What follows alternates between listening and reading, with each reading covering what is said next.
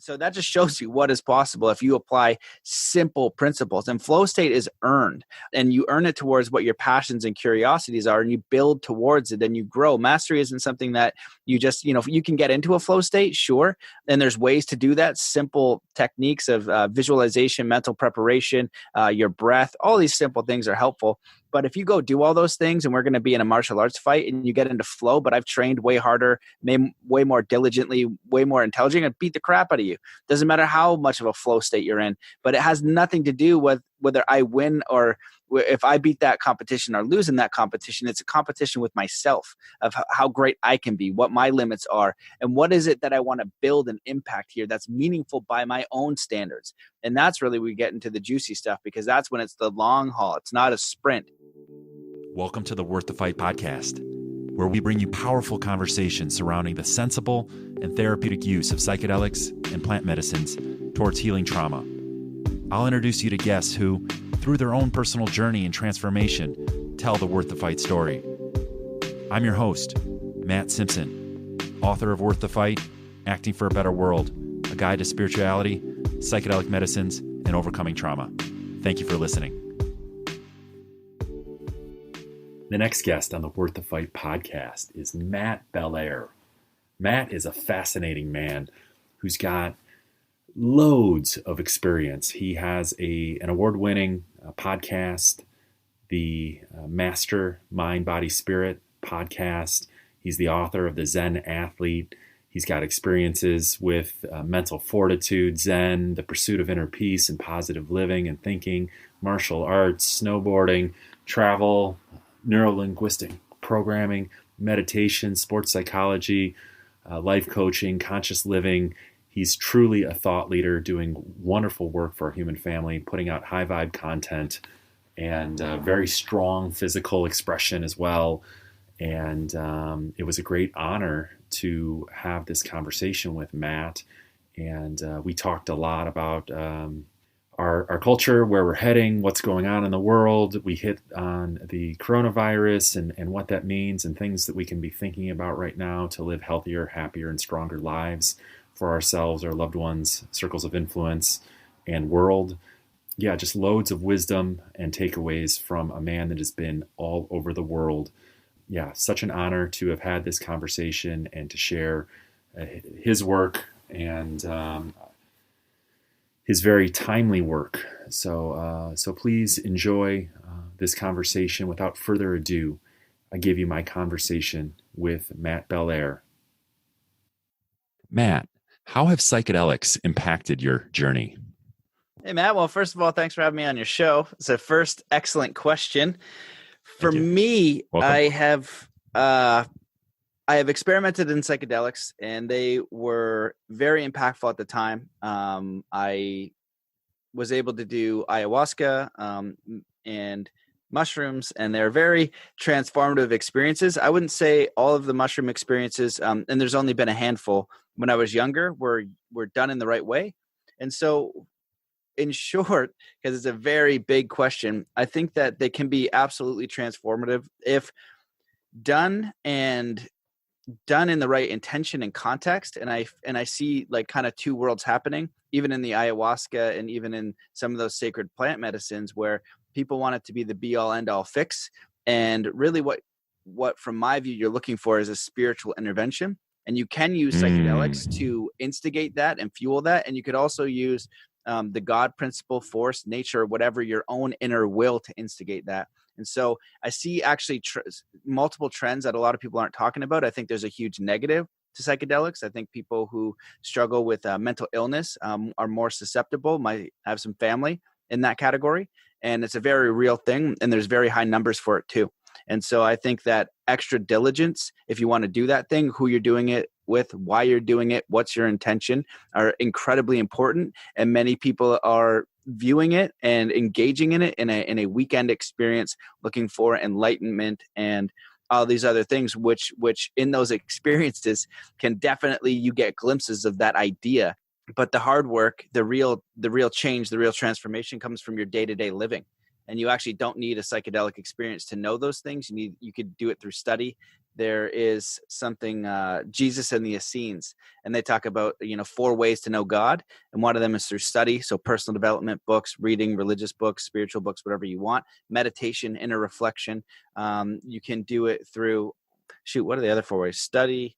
A master. A master is one of those. And then they call it like a divine principle. So like actually having that experience bestowed upon you. And even if you look at Ram Dass and what he talked about psychedelics, saying when he went to his master, I don't know if the story's true, but it's actually really fascinating. I guess he was going to find these masters in India, and he found one, right? And he had a bunch of LSD with him.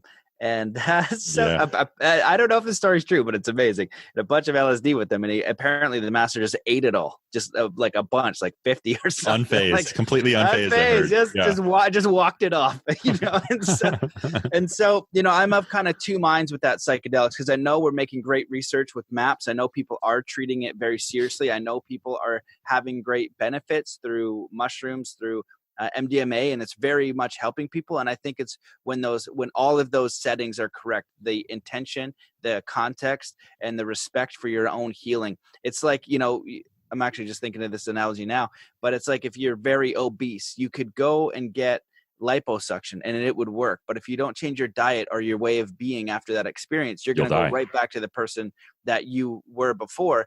And so that's what I've witnessed. And it's actually made me a little bit sad, because I've been in this space for a long time. And I've observed people not knowing what ayahuasca was to everybody doing it, and observing the changes in those individuals. Yes, some people had incredible, extraordinary change.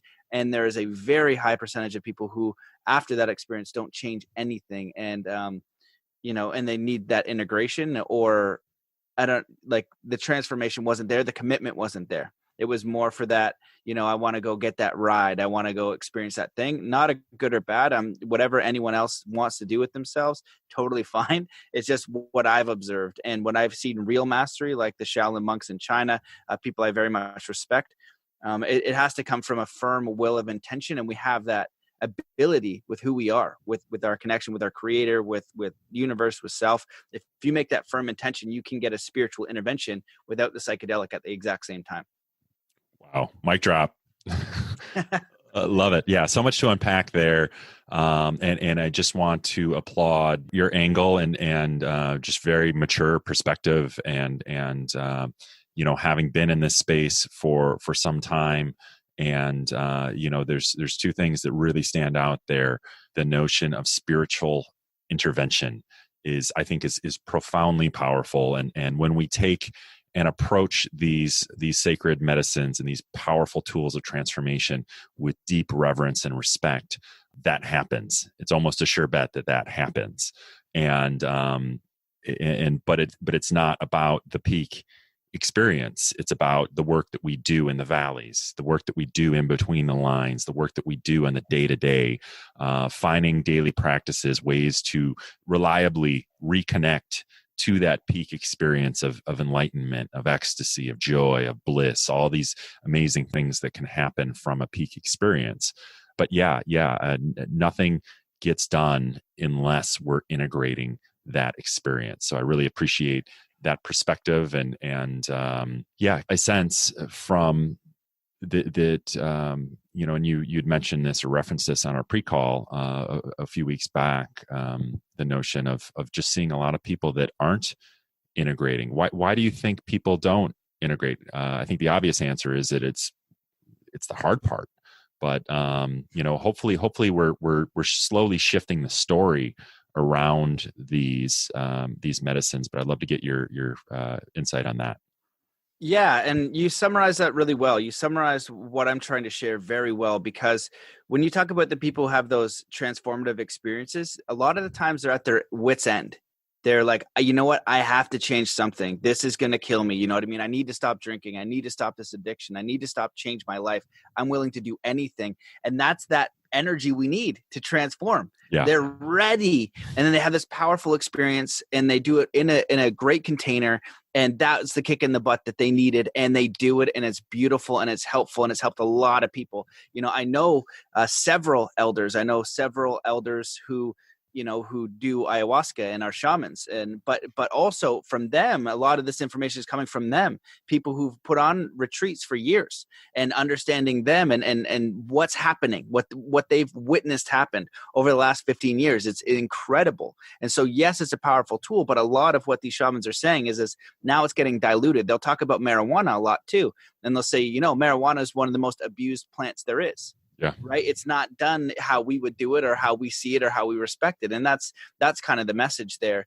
And so why people don't integrate, I feel like that you said it best, is it's hard. And that commitment isn't there. And that's where that spiritual intervention can come. So it can come with a kick in the butt through a sacred medicine, through a great teacher. But really, if you want that kick in the butt, you could do it through your own will and volition and prayer. I say, and I don't say it in in a religious way. I say it in like a spiritual will type of way.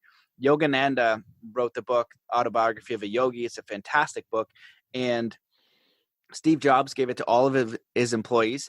And he did a lot like I'm doing. Is when I was interviewed on a different podcast, it's like, well, what are you doing? I was like, well, I'm kind of like hunting down superhumans. I trained with Shaolin monks. I wanted to be enlightened. So I went to, I tried to go to Tibet, but it's still occupied by China today, which is awful in general. And so I ended up in Nepal because I could still study with the Tibetan monks. And so I've been curious, like if Jesus is here, I want to find him. If there's a yogi that can levitate, I'm going to find him. I still Google it. I still look. I want to know the limits and the edges of human potential and consciousness. And I used to think that my mind would change to like quote unquote Christ consciousness, that peak experience. I would be enlightened. And the more I've studied this from Zen philosophy, Tibetan Buddhism, all these different things, it just comes back to the point, like you're going to be human. You're going to have all these different emotions, and it's going to be your choice, perspective, and response. And in Buddhism, I love it because the response is always love and compassion, no matter what. And that's mastery. That's easy. That's not easy. That's not floating around in a cloud and nothing bugs you. It's saying, hey, no, there's people who are going to bug you. There's going to be frustrations. There's going to be doubts, but your force, your will is more powerful than that. And you need to engage in that.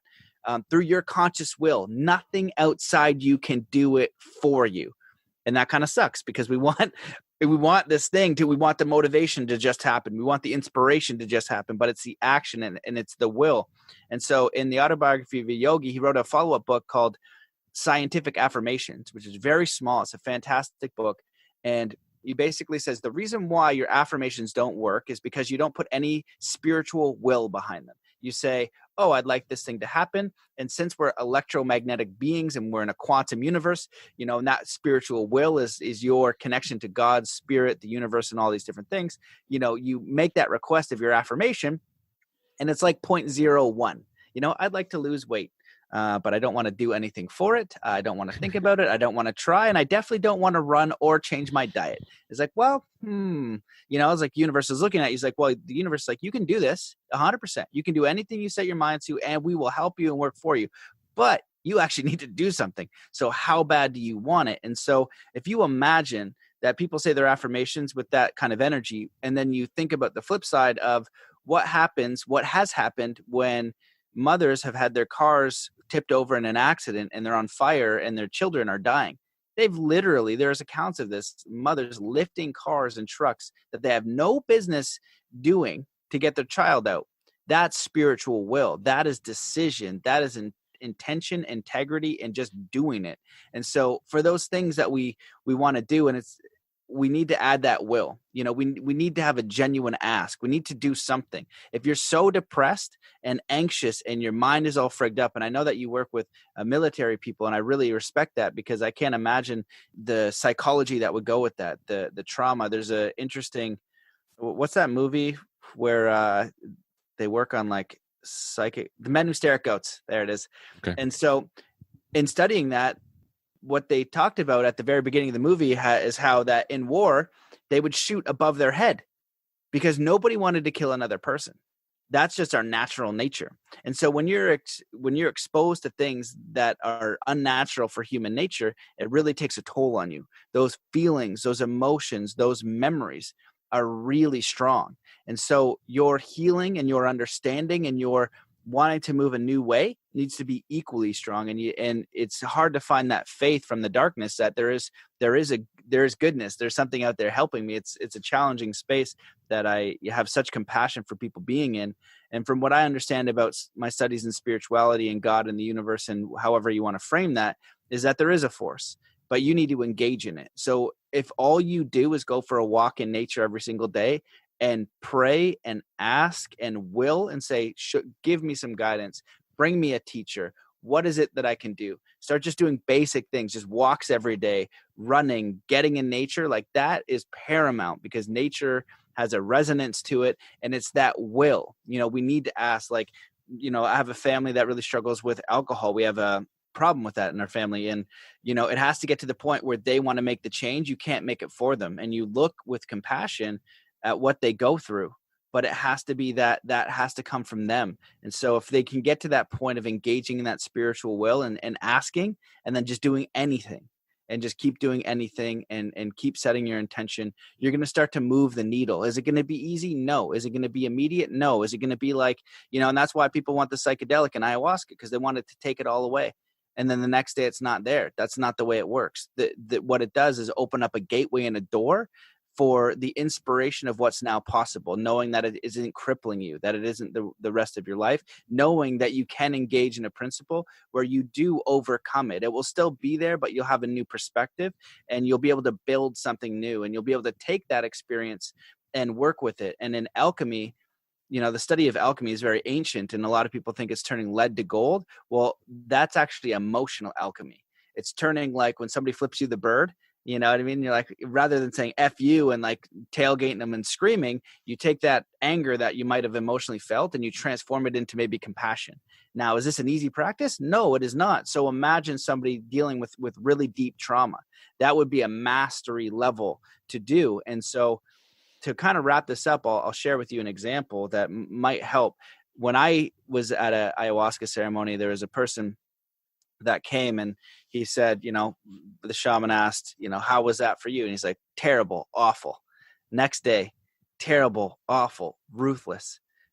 Third day, he kind of got to the other side, and I ended up speaking to him. He's a big guy and he had tattoos and all this stuff. And I saw him about a year later in town, because we were in a small town. And I said, how are you doing? He's like, good. I was like, well, what do you do? And he's like, I actually help. He was muscle for a gang for Hell's Angels. And he did a lot of bad stuff, admittedly. He did a lot of very terrible things. And now he helps people in gangs exit gangs. And so he was able to transform all of that trauma. Did it go away? No, it didn't. He still had it. But he learned how to take that energy and that darkness of the things that he did and that were really challenging for him, and to use it in a powerful way. And all those people that he helped, which were probably now in the hundreds, he's the only person that could do that, because he had an understanding. And so that was a massive rant. And so I'll let you jump in. Oh, so much goodness. So much goodness. What's really alive for me is, and I love the notion of talking about alchemy. It's something we haven't really talked about much here thus far on the Worth the Fight podcast. And thank you for your words, re the service work with our war veterans. And, that's really what we're trying to do here. And we have a subgroup of people, 1.5 million, I believe, maybe far more. I think it's 1.5 million are in the struggles with mental health right now, modern day warriors, and but the notion that they've been through a real life hell, and they've struggled, they've seen the worst of humanity, they've seen the best of humanity. They've been in an area that is ultra challenging, way beyond what we could even dream up here if we had a doobie and a pot of black coffee. And so the notion of, and we found a similar, that beautiful story of that man who was in the Hell's Angels, who did some awful things, but the idea that no one is beyond redemption. And, these medicines can crack us open. And often we have so much compassion for the people that are left behind. And this has been a notion. Ryan Holiday's got a beautiful Stoic book called The Obstacle is the Way. the impediment to action advances action. What stands in the way becomes the way. I believe that's a Marcus Aurelius quote. And I mean, it's the idea that our war veterans, they go through a deep struggle but they can have deep compassion at the end of the day, and they can transmute these memories and these emotions that are so charged and that are pushing them to the brink of suicide and death. But they can flip those and turn that powerful energy. My mentor, Akshay Nanavati, is a former soldier, a former Marine, and he struggled a lot coming back home when struggling with addiction. And he wrote a book called Fearvana that was endorsed by His Holiness the Dalai Lama. And he says that or big part of his messaging is that pain and adversity can be an access point for bliss and enlightenment. And if Viktor Frankl can reframe a concentration camp into a positive situation of growth, then that sends a powerful signal to all of us that we can flip that, and we can transmute and shift the way that we look at it. Of course, it's much easier said than done, and it's very challenging work. But hopefully, as we're slowly shifting the narrative around these conversations, around what these experiences are, people will have realistic expectations and not expect that they're going to have all of their problems fixed by a psychedelic experience. And when the reality is sometimes that, without proper planning and precaution, these experiences can make their reality much worse. Yeah, again, you summarized that absolutely beautifully and added such great points, because with that decision to move forward, you can look at many different avenues, and it's the decision to overcome the obstacle. And so if you're hoping that the psychedelic will just remove all work, that's not going to be the case. It might open that door for you to keep walking. And so that would be where you start to use all of these other things. And it's really your commitment to moving forward. Another really powerful example is the story of Immaculée, and Wayne Dyer talks about her. And she was part of the Rwanda massacres, and she ended up being hidden in a very small bathroom as her friends and family were murdered. You could hear it outside. And, she was days in there, and she eventually got to the point where she had love and compassion, genuine love and compassion for the people who were doing it. And she said it just overwhelmed her at the time, after days of anger and, all these different things. And so she went on to kind of share that story and share that message. And it was, you need to read the book because it's unbelievable, and her story is unbelievable. I don't know what's the name of the book? Her name is really strange. I forget what her book title called, but it's called Immaculée. Let me find Immaculée.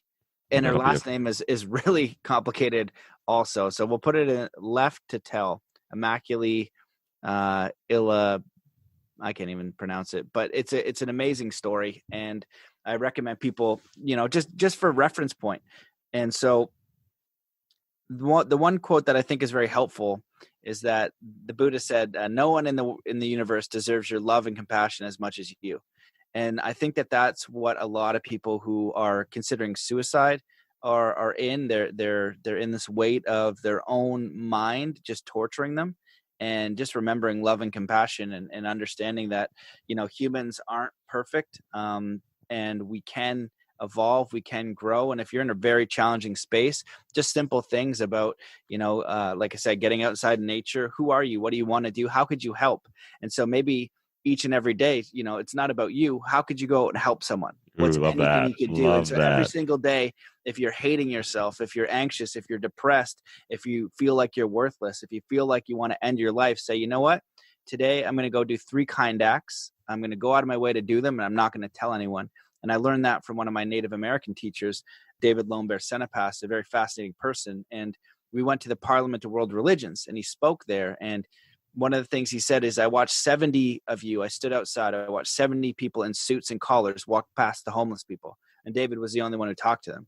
He said, you're here to make a difference, and yet you walk past the people who need the difference. And why do we need to do all these fascinating or grand things Why couldn't we just look in our own community and say, what could I do well today? How could I help? Could I go volunteer? And each day as you do that, if you say, how could I serve, as if you were in the military, you did, how could I serve in a meaningful way? Show me an opportunity. I'm willing to engage in that. And each day as you do those things, it's going to transform who you are. It's going to transform the difference. It's going to transform how you feel about yourself, right? And because when we're stuck in those things, it's really hard to move out of it. And so if you think about what could I go do today, even if it's just one thing, maybe just giving somebody a compliment, that I think can be an inspiring energy to move forward. Absolutely. It's action. And so much, this notion has been really alive for me of late. This, the fact that there's so much,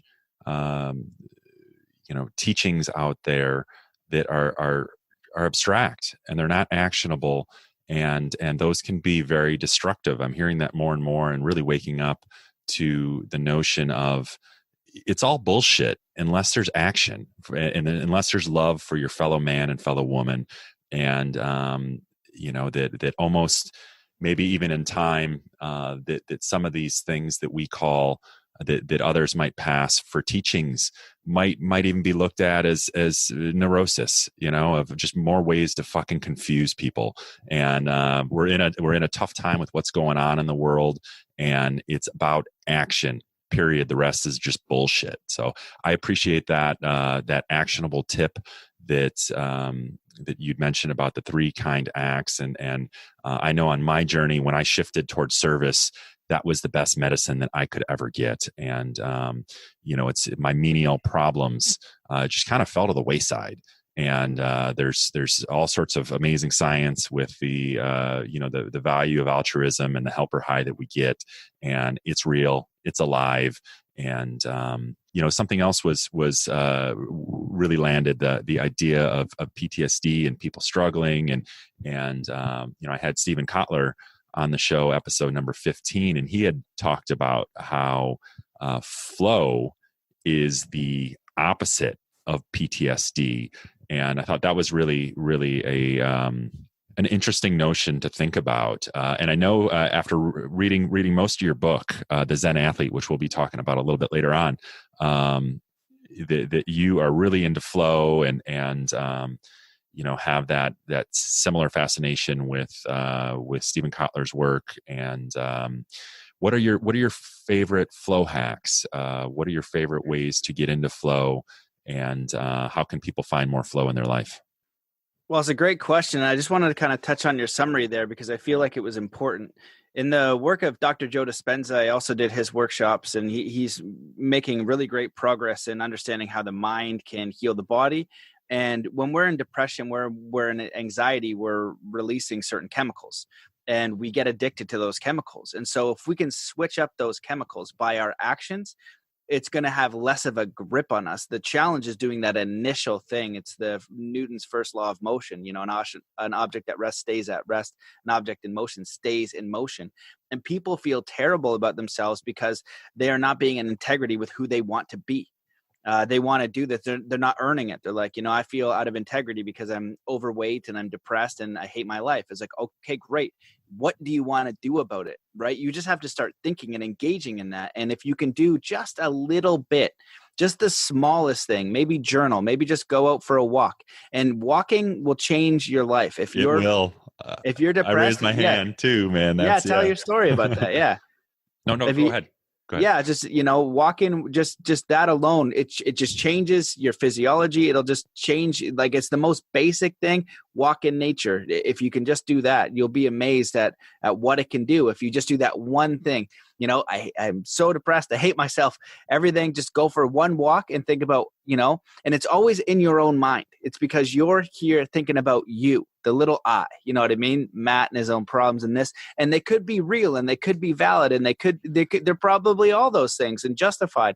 And so if you say, I'm just going to go for a walk today, I'm going to do one nice thing for another person. It could be a compliment. It could be picking up a piece of trash. It could be writing an old friend. And that's all you're going to do. Just that.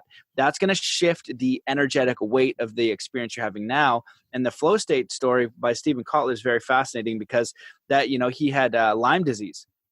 And people have talked about this, how the body had responded to new places, and he wanted to kill himself, and his friends had to walk him out to the water.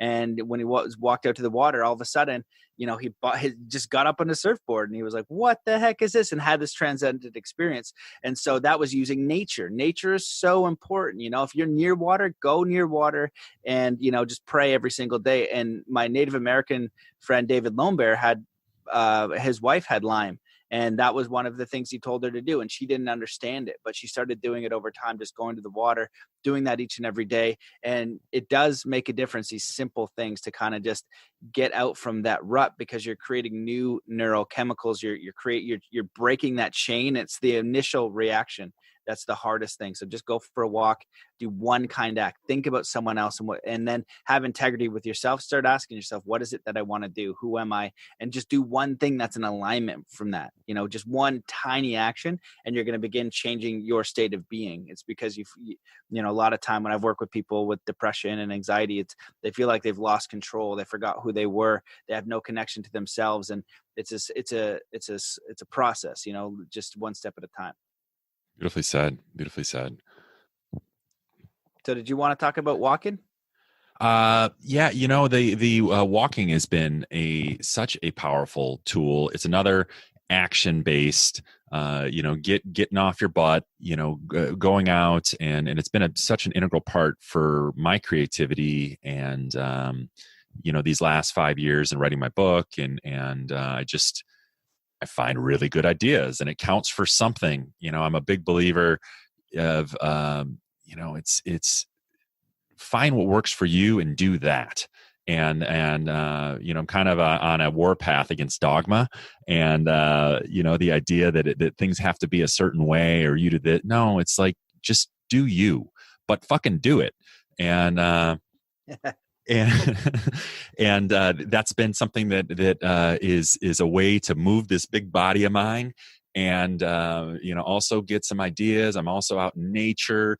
It's an opportunity to I don't know, there's just something special about it. And time again, I'm reading my favorite authors and inspirational texts and books, and the idea of drinking loads of water and taking loads of walks are very important for creativity and just health and well-being. And I think that this is a good segue into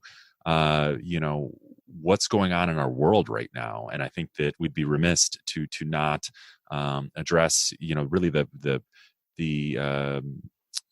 fearful climate and the potential challenge we have as a human family with this potential pandemic of the coronavirus. And from somebody who has done a wonderful job in attaining and is on the path of mastery towards mind, body, spirit balance, what do you recommend for people that are hurting, for people that are struggling right now, to find peace and well-being? I think that we've already had a lot of actionable things on the first 30 minutes of this call, but addressing that spirit, head on. What are your thoughts and impression? What's alive for you right now? Yeah, it's a really great question. It's changing every day. It's an intense world out there. And I just want to touch real quick on the walking thing. Just imagine that you don't walk every single day of your life, for 6 months. If you don't walk, walking, getting outside, it's the most basic thing that you can do. And it's the easiest form of meditation. Just walk. So it doesn't need to be complicated to work. I was trained at the Shaolin. You talked about flow state, peak performance. That's what I've been curious about. How do superhumans do superhuman things? And so I trained in China with 34th generation Shaolin monks. One of those masters could break stone with 2 friggin' fingers. It was like an inch thick. He could break thicker pieces over his head and his elbow, knee, whatever he wanted. And it was real. And I made sure of it, because you can also do tricks. And these were not tricks. And so I interviewed him. And I said, trick, what's the trick, right? And there's a translator. And he's like, there's no trick.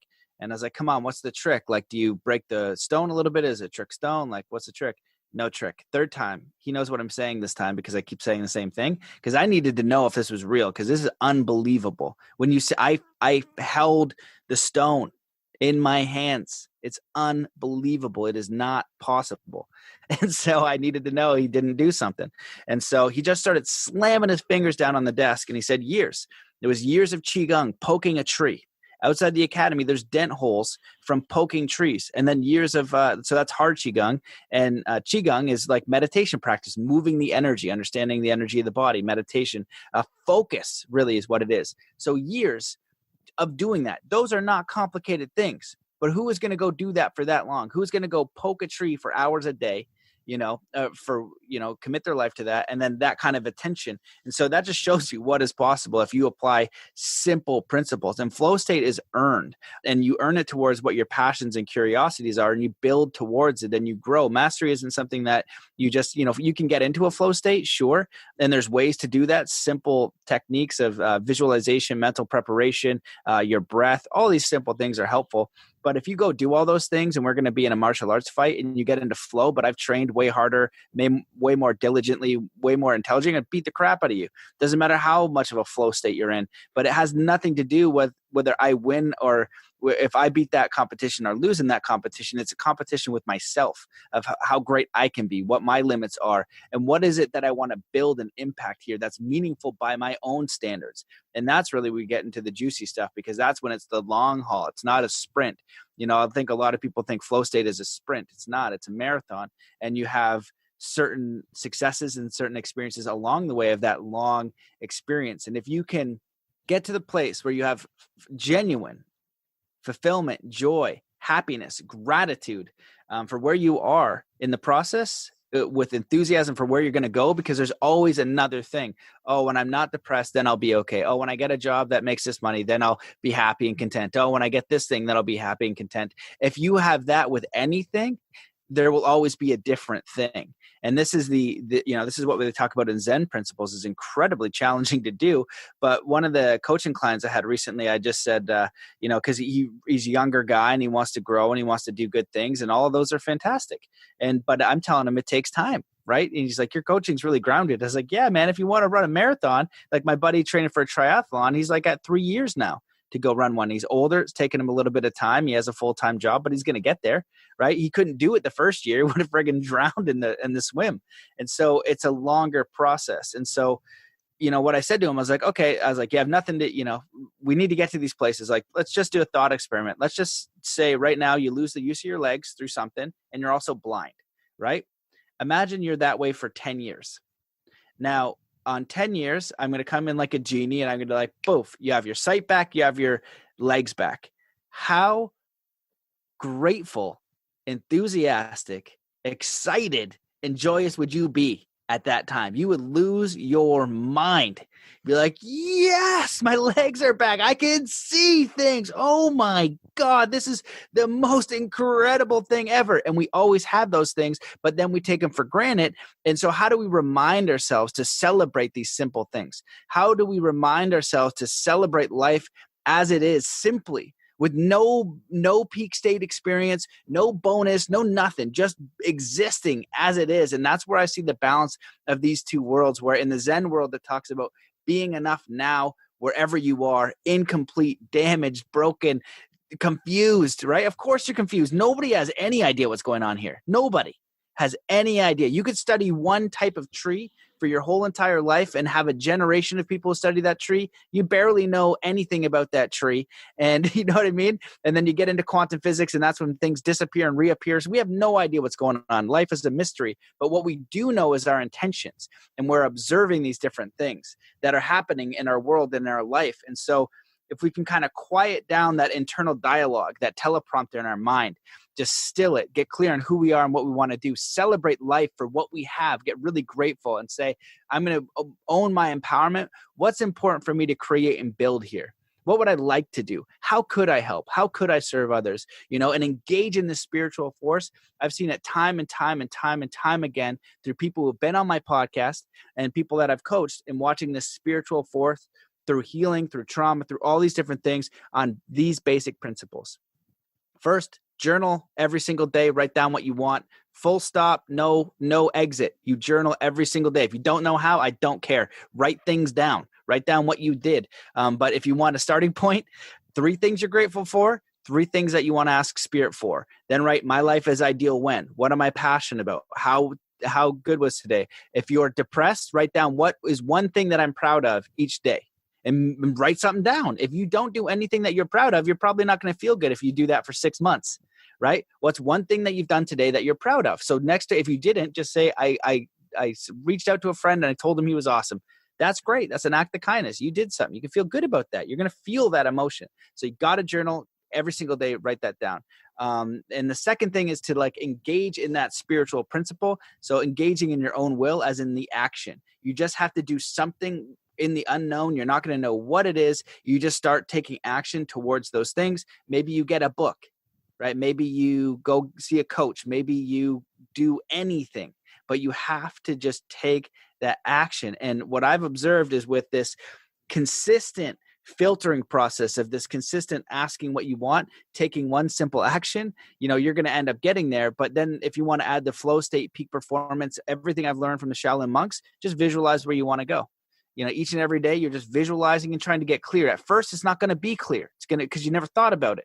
But over time, it gets a little bit clearer. Every time you take an action, you get a little bit clearer. Just like in snowboarding, you start out and you suck at it and you start at the bunny hill. But when you become a master, you get dropped off in the mountains and you're picking your lines and you have way more choices. You have way more abilities. But that came through time and effort and deciding that you wanted to be a snowboarder and not a surfer and not an artist and not a musician and not a person who did these things. And so your options will expand with your level of mastery. And all you actually can do is that one action today.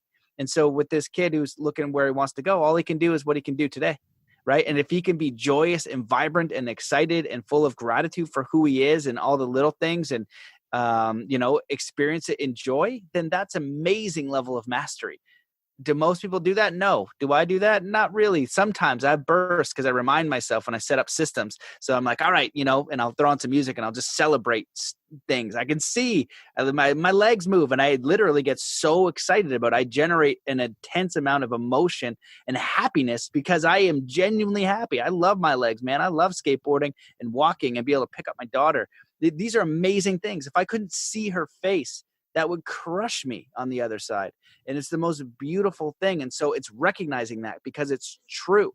It's definitely the truth. So I don't know if you want to add into that or you want me to keep ranting into the coronavirus that we're in right now. I think that you are just oozing the most gracious gratitude right now, and it's really inspiring to share your perspective and your insights and your understanding of flow. And I just wanted to mention something about flow that I think with what's going on in the world, there's not a better time to seriously engage the path of mastery.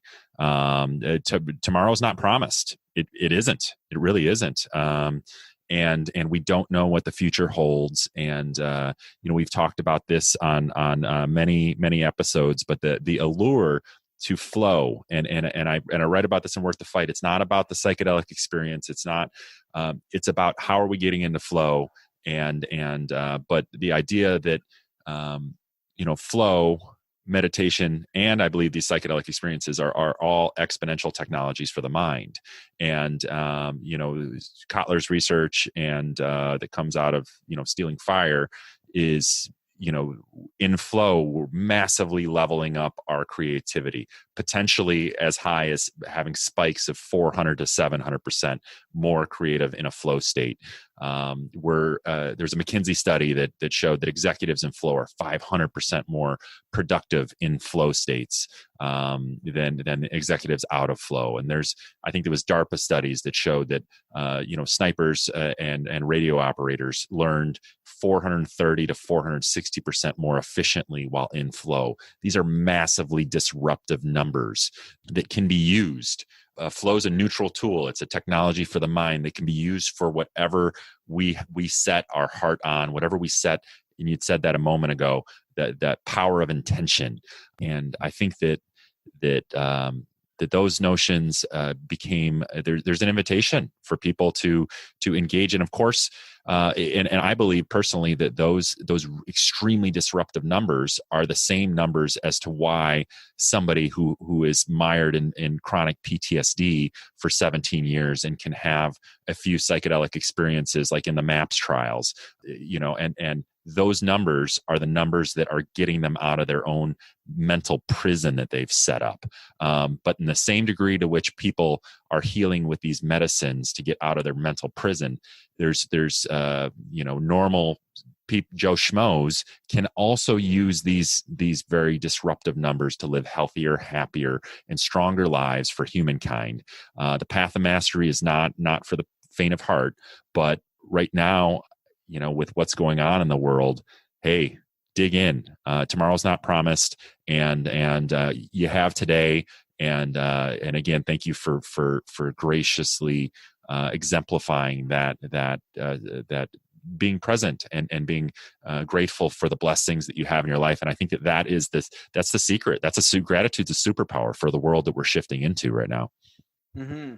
Yeah. Again, you framed all that really wonderfully. And yeah, with the psychedelics too, I'm sure you've talked about this a lot, but what it does, it gives you the opportunity to kind of change all that neuroprogramming, these ruts that you have, like train tracks, to have these different experiences and it's, and it's hard because your mind is doing it. It's just on repeat and you're in this thing. And so what a psychedelic can do is break that and give you a moment of clarity of like, oh my goodness, something different, like bust all those neural pathways and they're ready to do something. And then setting up, those next stages. And again, used right, used correctly, used with understanding, fantastic.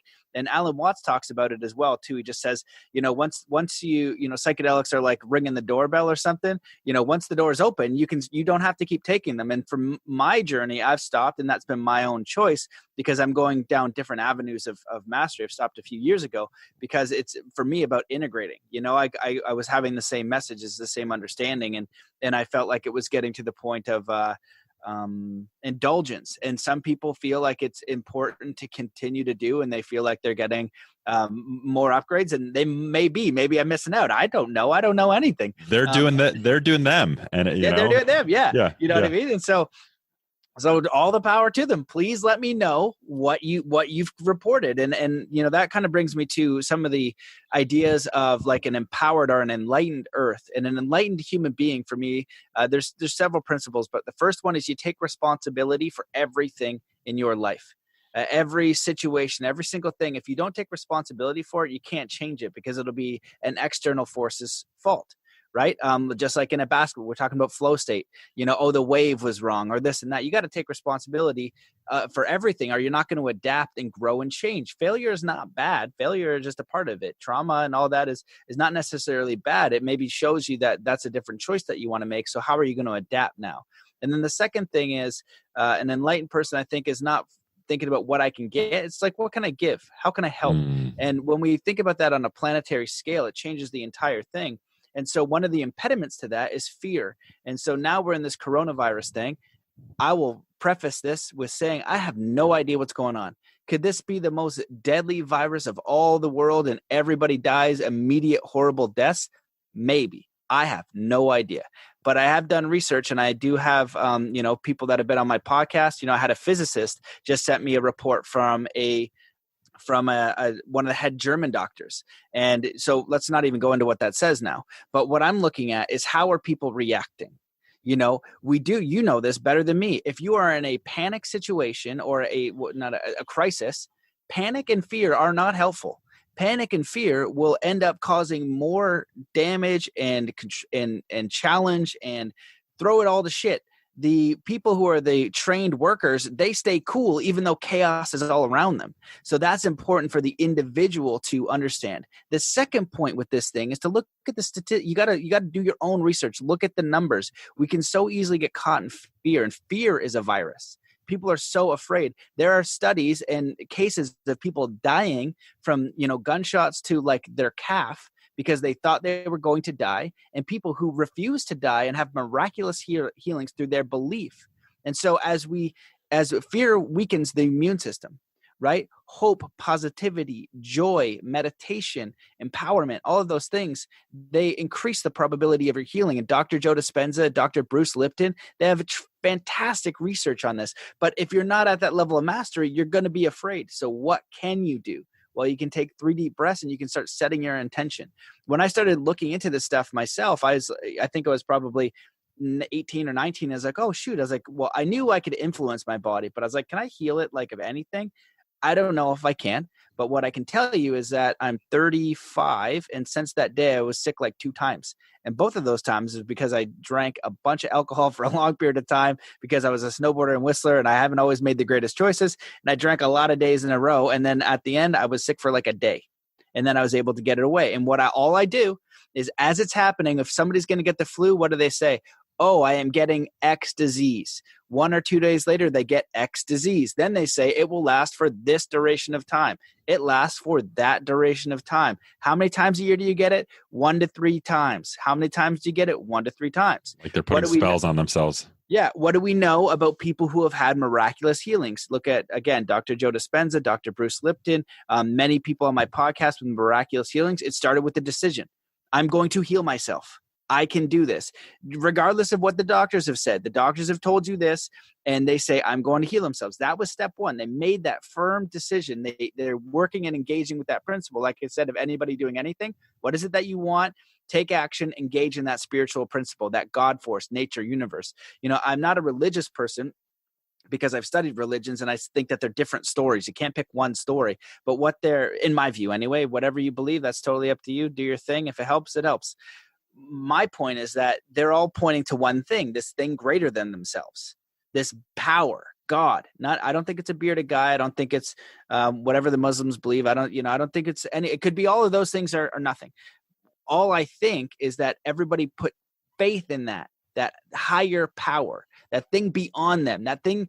For me, what God is, it's nature, it's force, it's all animating energy, it's every single thing. When I sleep, somehow I don't die and I exist. What is growing that tree? I don't know. I don't know how any of this stuff works. It's amazing. So that whole entire principle is like the God force, nature. You have to engage in that, right? Through prayer, through your own way of connecting to your own spirit, your own soul, and this greater thing, because you're in a mystery. We don't know what's really going on. It's way too complex. We know a little bit of a little bit. And the problem is humans think that they're smart, and they're not. They're dumb. We don't know anything. We know a little bit about a little bit. You know what I mean? Like like Socrates said, I think it was Socrates or Aristotle, was just like, what I know is I know nothing. The more I learn, the more I realize I don't know anything. So we know a fraction, and that's good, and that can be useful. But when you kind of, in Zen, they'll talk about surrender. When you surrender to the mystery, but you engage in these things that you can do, those actions, those results, that little bit, but you understand it's fractal. It's so much more information that you could possibly comprehend in 100 million lives. That's that surrender piece. So that's when you're engaging in that spiritual piece, okay, something greater than me, I've decided to heal myself. It's like, well, you're a part of everything. You have that God force animating energy in you. Okay, let's use that. Let's test this. How far can it go? And those people who achieve those things, that's what they've done. And that was it. And then they started to visualize it, intend it, speak it out loud, make it happen. And you had miraculous healings. And so with this Corona thing, my first thing with people is, don't panic. Try not to panic. And when people panic, they start freaking out. They start doing stupid things. They get full of fear. Fear weakens your immune system. So you come back to the personal empowerment. I am strong enough to heal this no matter what. No matter what it is, I am strong enough to heal this and be an example of calm. Because if it goes to craziness, which I don't think it will, but if it does, then you need to be calm. If everybody's looting and breaking windows and doing all that, you just got to chill out. You got to relax. If everybody chilled out and relaxed, then that would be probably a more ideal situation. And so it does seem like there's a lot of panic and there's a lot of fear. And it can be, I think it might end up being a great thing because people are facing their mortality. What are you doing in your life? Life is just turned off for two. Like when somebody sent me this message is like, since life is on pause, I'll have a lot more time for us to connect, I was like, yes, life is paused. And so we're having an opportunity to think about our contribution. We're having an opportunity to think about our livelihood, how we live, what's most important to us. And will people take this opportunity, or the second it snaps back to reality, forget about how afraid they were, right? How nervous they were. And so how will you use this opportunity? How you adapt to it? But in chaos, it is what you can control is your intention and your being. If you were afraid, if you are panicking, you were toast, right? So you had, that's where mastery really comes in. You got to be like, engaging in your own mastery. What is it that I want? What is it that I want? And from the numbers that I've researched, and I could be wrong, and you could find stats probably going either way. I've asked people who are physicists, scientists, people I very much respect. They said, if you're healthy, you should be fine. Obviously, if you have a lung, like it's a flu, it's a strain of flu. It could be. Some people say it's way more intense, but the numbers say that it's less than 1% mortality right now, less than 1%. So what I've been bringing up is 25,000 people a day documented die of starvation. That is much less natural than a disease. Not to say loss is better or worse in any way, but loss because you don't have enough food, that's been happening for years and years and years and years, and nobody's been batting an eye. 9.1 million last year. I think it's 10,000 people a day die of suicide. You're working on something around bringing awareness to that. Mental health.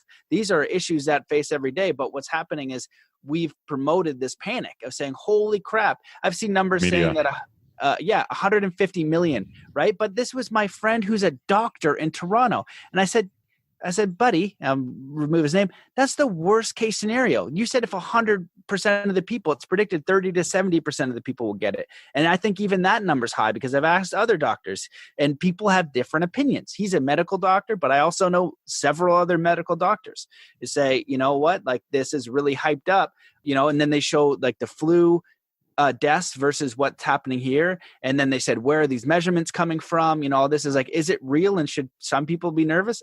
Absolutely. But is the panic, and that's the thing, is the panic and the mayhem and the energy and the fear around it. I don't know if it's good or bad. It could be great because it scares the crap out of people to change their way of being. But I'm not personally nervous because I know my immune system is great. I'm healthy. I live a healthy lifestyle. And I've also made peace with how and when I'm going to die because I have no idea. I know my life isn't promised. And if this thing is going to take me out randomly, I couldn't control that. But I do know that I've done the work to have a strong immune system. And I know meditation. I know I've done enough work that I'm like, I am stronger than this external result if I want to stay here. And if my contract is up with however life works and this principle of God, spirit, the universe says, Matt, actually, this is how you got to go out. I couldn't control that either. So I could intend and say, no, I'm staying here. You know what I mean? And it would give me the best opportunity. People have still used meditation and all these positive psychology techniques and still passed, but it gave them the best opportunity to achieve it. When I'm on my snowboard, I say, I'm going to land that backflip. It gives me the best opportunity. If I go and say, well, I'm not so sure I'm going to land this backflip, I'm probably not going to land it to the same degree. I can't even remember like the last time I fell on a backflip, maybe like one a year, and I do a lot of them, and it's usually just a little bit out because I'm intending.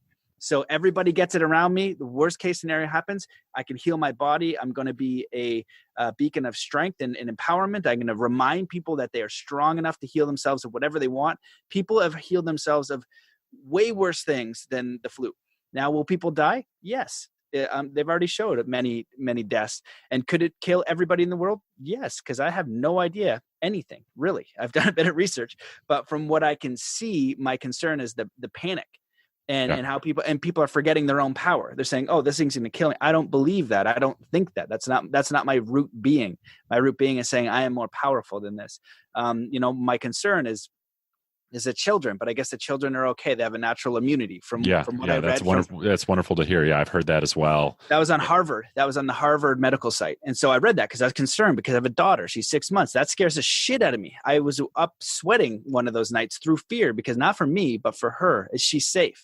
I want to know that, right? And so, the bottom line of that rant is I don't know, but I do believe in the power of an individual to heal themselves. I strongly believe that, and I want, if people are hearing this and later, and maybe it became the worst thing ever, I don't know, but I don't think it will be. I think that we need a reminder of what health is, and I've had many doctors on my show, and they always say the same thing: health is in your hands, and it's air, diet, good food, exercise.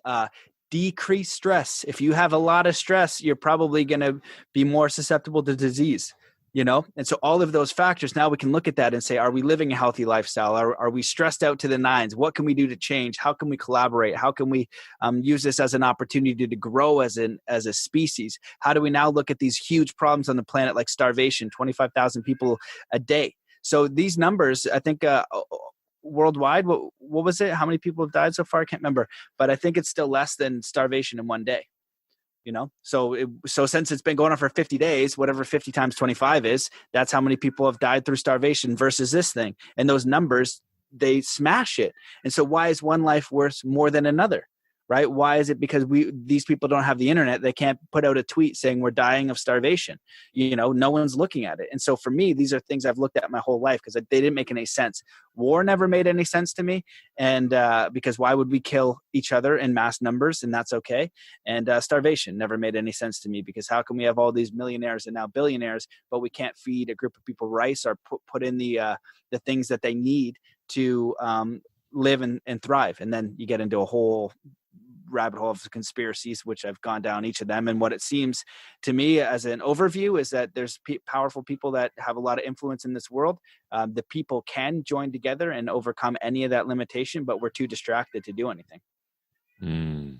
Yeah. I feel that. I feel like there's an upswell that's brewing right now, grassroots movement. We're shifting. We're riding this wave of science. It's my hope and prayer that retribution and karmic justice will be paid for those that are in line for that. And all we can do, like you say, is do our best in each moment, lean into the mystery of the human experience. No one truly knows where we came from, where we're going, but we sure as heck can enjoy the present moment and enjoy the blessings and enjoy all that's in front of us. And this notion is really alive for me, is that life fundamentally has no meaning. We create meaning through loving actions, and this human experience can be so joyous and so wonderful when we act, when we give, when we serve, when we love. And I've really enjoyed having you on the podcast. So much goodness and wisdom that you're sharing as a pioneering podcaster, as an author. I'd love to hear about, love for you to, I want to be respectful for your time, but if we have a few more minutes to share your work. Zen Athlete is a wonderful book. I highly recommend people pick that up as well. It is a guidebook for mind, body, spirit transformation. And, Matt is a pioneering podcaster. Can you tell us a little bit about your work, and then where can people find you? And again, thank you for your time. Yeah, well, thank you so much for what you're doing, for, taking those steps and for seeing that need. And that's all we really can do. And that for me is way more than enough. If you look at the Way of the Peaceful Warrior, Socrates was the spiritual guy at the gas station. Love that book, man. Why is that any less spiritual? Why is my mom any less spiritual? Everybody has an opportunity to do good, and it doesn't need to be, you don't need to be a best-selling author. You don't need to be on stages to do that. There's amazing people. One of my elders has taught me, is like, the most spiritual people you'll know will have dirty hands, and they're always out there doing stuff. And I do know people like walking angels in my community that are just there when you need them, that are just good people. That's enough. That's what we need to do. And we can thrive and we can grow to where we want to go. And that's up to you. That's your own contract with yourself and who you want to be and your own capabilities. So if you're honoring that, that. And if you're not, that too. And you can change that. That's up to you. So, Zen Athlete, I wrote because people didn't know this stuff. It was uncommon, right? It's like, oh, this, mental training is uncommon. But I learned this my whole life through martial arts, and I've been studying it my whole life. And I didn't realize people didn't know this. And so my hope was to Trojan horse self-mastery through sport, because when you're doing sports, you want to get better. And so I'm actually teaching you self-mastery techniques, through sport, but it's for anyone. If you change it for Zen business, Zen life, and you use that and put your goal in there, that's how you achieve a goal with excellence and speed, and doing it with enthusiasm. It would apply to absolutely everyone. Universal principles. Yeah, I noticed universal. that. Yeah, right. It could be Zen art. You would increase your performance at any task in life, and because they're the best principles that I've learned and applied through sport and other areas to achieve great success. Because I wanted to know how people did superhuman things. Hence the monk. Hence, one of my athletes landing the world's first front flip heel clicker and front flip Superman a few weeks after one session of training through one simple technique. That's in the book, but you have to apply it, right? Just like walking, too simple, not going to do it. Well, what would happen if you didn't walk, like a Wall-E? What happens if you didn't walk for a year? What would your body be like, right? Wall-E, you look at the people going around and they're in these chairs and it's just ridiculous. So we need to use and move our bodies. So these things are a lot simpler. And, in Zen, they talk about that too, saying like the most powerful principles are always simple. And so often we'll disregard them. And so, with the podcast, 330 episodes so far, I just created an academy with a course that you get access to. It's called Soul Compass. And this is through hundreds of podcasts, talking to experts. How do we figure out who the hell we are and what we want? They don't know that. And so when you go in there, you get access to the Soul Compass course. And it's what I've taken hundreds of people through and asked tons of people, how do we get clear on who we are? You go through that, you'll know that. You won't think you know that. You'll actually know that. Who are you? What do you want to do? You'll feel clear. You'll feel like you have a direction. I say most people don't know if they're going north, east, south, or west. They're just floating in the abyss of life. Their life is being created by default. This is how you create your life on purpose. And everybody that I've worked with and everybody on the podcast did those things. They got really clear on what they wanted to do. They began to take action and engage in the spiritual principle, and they didn't give up. And they didn't give up because it was meaningful to them. And so once you find that meaning, you're going to overcome every hurdle. If it doesn't have that much meaning, a hurdle is going to get you, right? Somewhere. Might not be the first one, second one, third one, fourth one, but it'll get you. That's why I know with the direction of my life, it's just adapting to what happens in the direction that I know is clear and meaningful for me. And so you can get access to that. It's very powerful. And with that, I'm going to add this quantum heart hypnosis that I've been working on. And that's the best one process I know for people getting clear. And all it does is hypnotize you into your heart. And hypnosis is guided meditation. That's all it is. You just don't know how to relax your mind. It's going to help you relax your mind. Then you get a series of questions from a different brainwave state. So you're accessing different parts, imagery, you get a different experience. Then you get different answers because our mind is hardwired for survival. For us to survive, we need to eat. For us to eat, we need to get money so we can go get the food, right? And so if I ask you what you wanted to do with your life and you can't find the money train, you're going to distort that answer. But your heart knows you're eternal and that you can achieve whatever you want if you engage in that spiritual principle, which everybody has the ability to. It's encouraging you to be who you are and have faith. Then it's going to change the direction of your life. And that's what this process does. And so you can go through that as well. And I'll send that out. And so those for me is like really what I want to help people do. And what I help people do is get clear on who they are and what they want and how to get it. That's it. They can call it build the life of your dreams, peak performance. All of those things are in there, but designing a meaningful life on purpose and having a state of mind and a state of being that is more often joy, more often peace, more often inspiration, and being able to handle challenges and adversity with just mastery, right? Like I get mad, but I've used all these things to not stay there.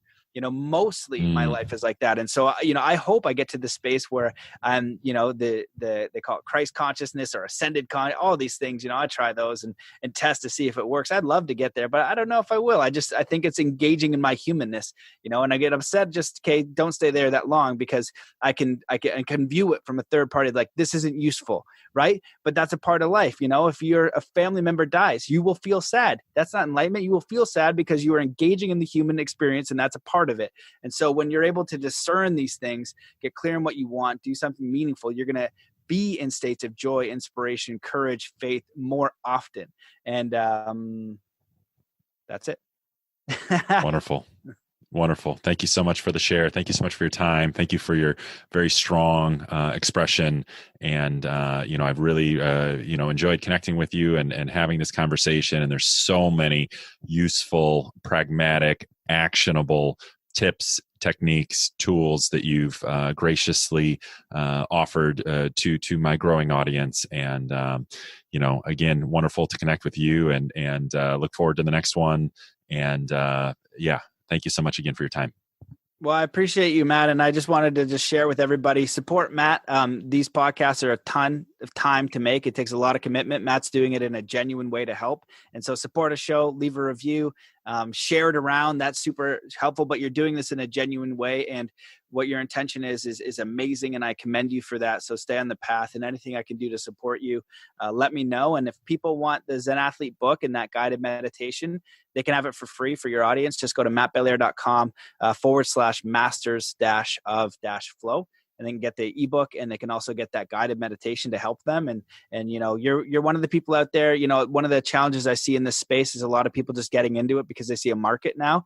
And I think you're a genuine leader with genuine intentions and somebody who's going to be here for a while and helping a lot of people. So I just want to thank you for the work you do and giving me an opportunity to share some of the perspectives that I've learned that hopefully can be helpful for other people. Wonderful. Thank you so much for your words. And again, this has been been awesome to connect. And, thank you for showing the way and leading the way and pioneering this path of service. And again, I'm super grateful for your kind words. My pleasure. All the best. Peace. Peace. This has been Matt Simpson of the Worth the Fight podcast. Thank you so much for listening. You can learn more about our mission of hope and healing at worththefightbook.org. Please rate, review, and share this episode. Please help us expand our circle of influence and get these vital conversations out to our human family. Also, if you are in a financial position to support the show, you can help us push forward these conversations with monthly donations on Patreon. This podcast is a tremendous amount of work for me, and I have stellar guests in the queue. Please help if you can. Thank you for listening to this programming. Much love, y'all. Peace.